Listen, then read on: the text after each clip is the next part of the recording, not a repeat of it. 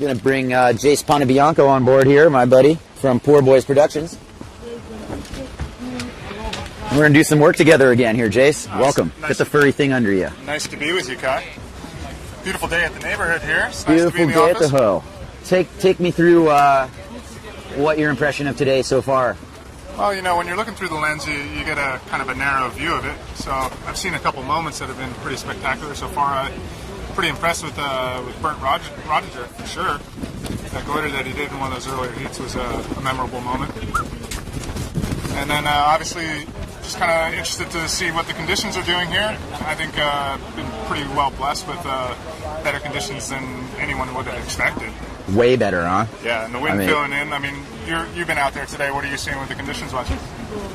I don't mind competing in this light wind. I've got the right equipment for it. It's definitely a little bit pick and choose.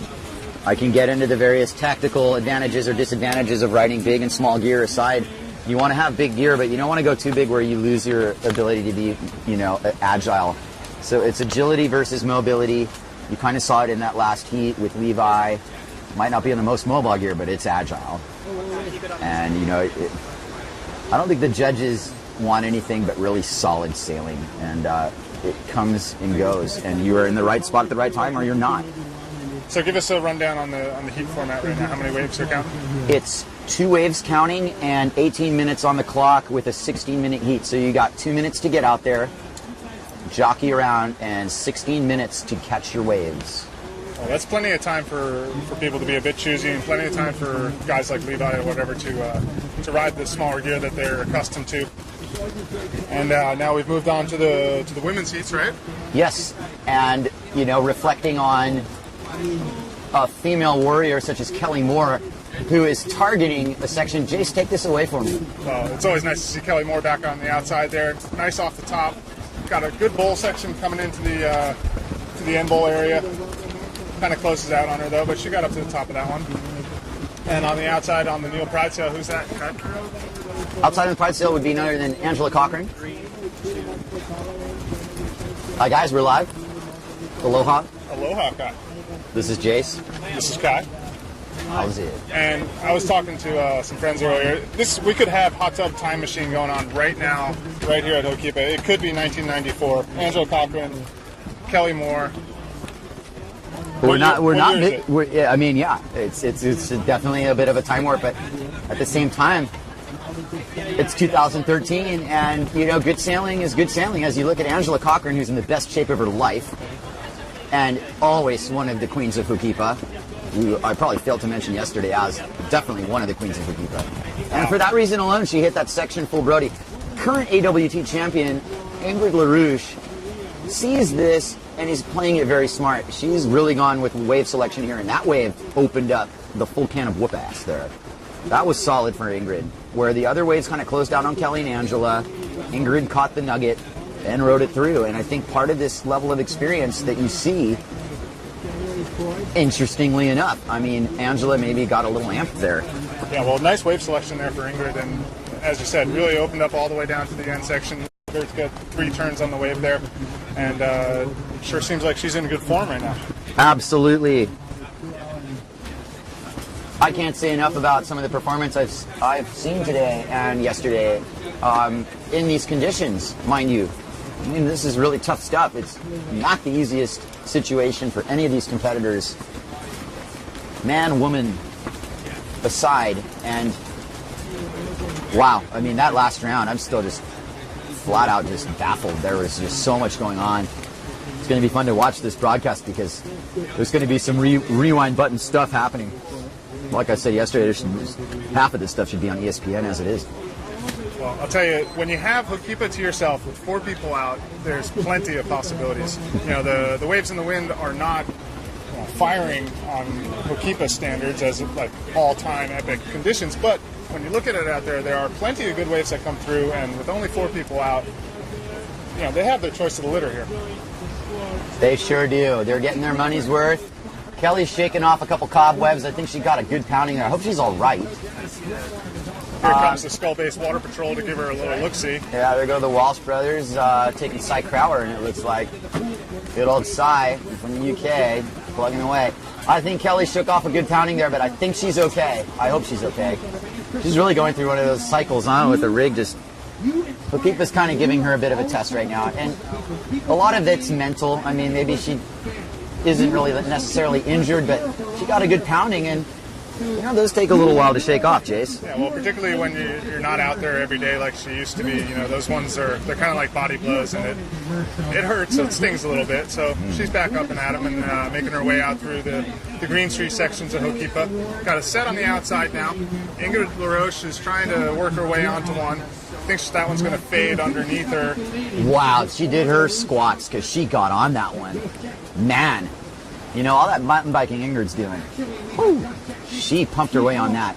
She wanted that one. She really did, and maybe the outside one was better. She didn't really realize it, but she put her head down and got the wave she wanted, and the Hokipa's got the one on the outside to itself and herself, and I don't know if that was really a bad decision at all, really. Picking up a score here for sure. Picking up a score, another score, I should add, as K.Moore is just submarining in the light air, and that's another thing we're noticing now. Here, 2:19 in the afternoon. This is almost to the letter when it started getting fluky yesterday. And with the forecast pretty much going to southeast winds, apparently we're going to lose the wind for a couple days, but don't believe everything you see on that website we all go to. And this is A.Cochran riding one down to the end bowl. Angela getting on the board after her initial attempt at a scoring ride. I would say right now she's on the board with something more substantial.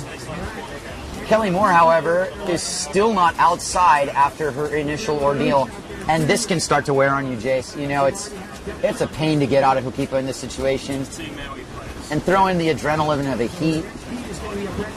When it's light, it just takes everything out of you. Yeah, it's like harder than sailing in a lot of wind is this light wind when you're constantly sheeting in and pumping and getting all efficient. Oh, it takes everything out of you. Yeah, a lot of balance involved, a lot of arm strength, your grip, just trying to stay up over the board. There's a lot of current on the inside. For people that haven't windsurfed Hokipa, it's a big bay.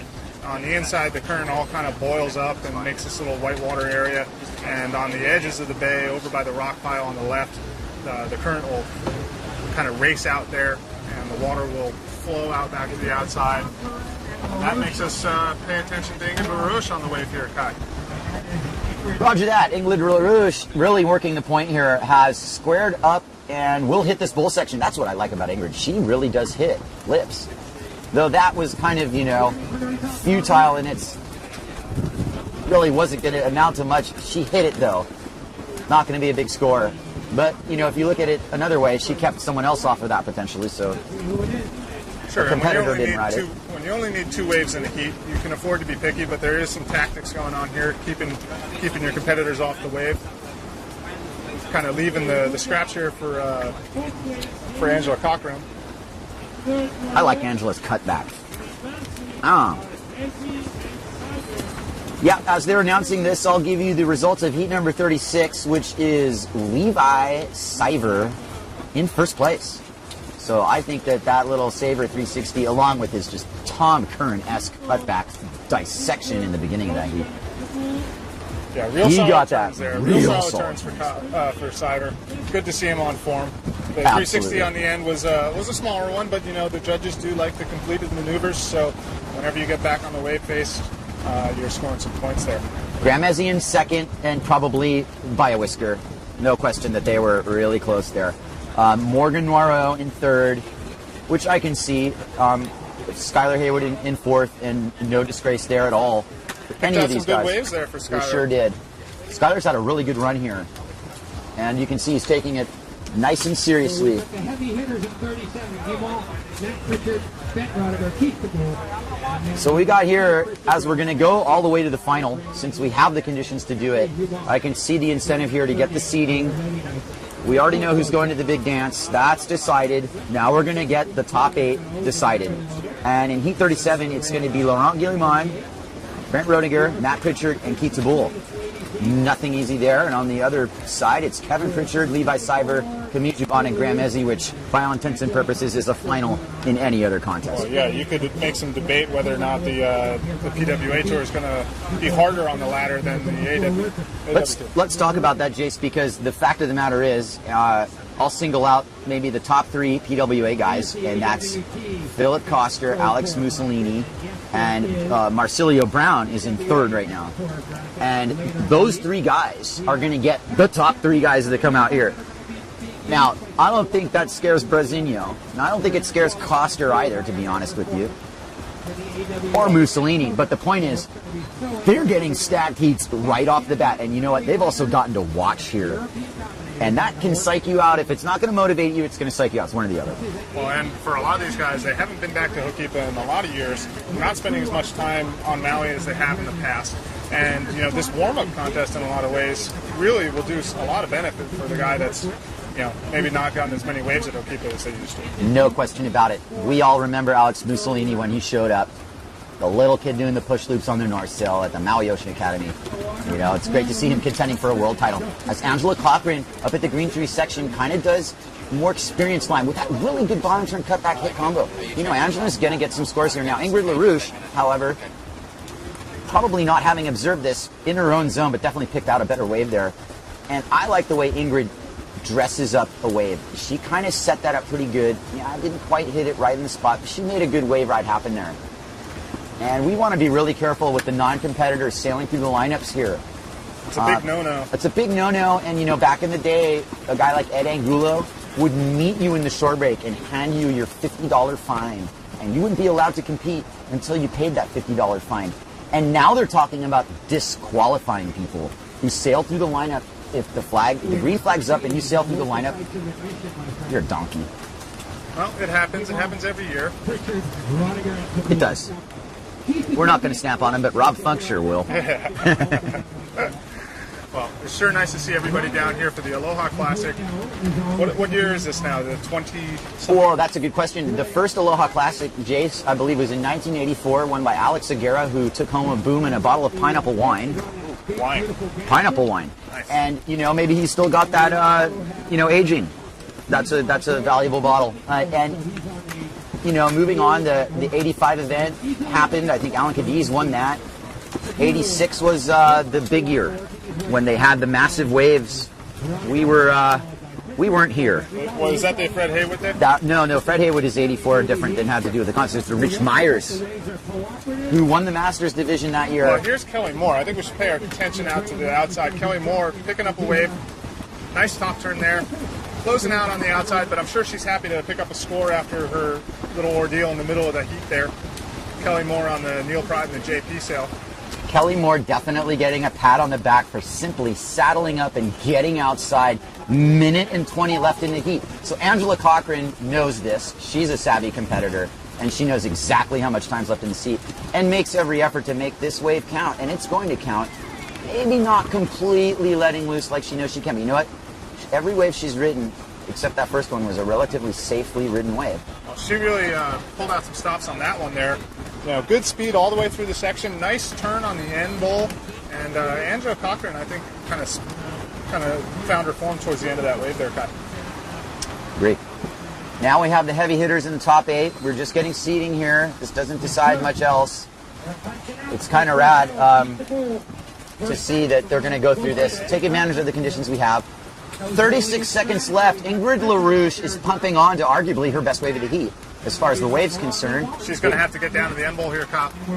She definitely needs to race the end bowl, but you know what? She's going to do the business, and she hits that section like the AWT champion she is, but she did a little bit too much of a straight off into the channel.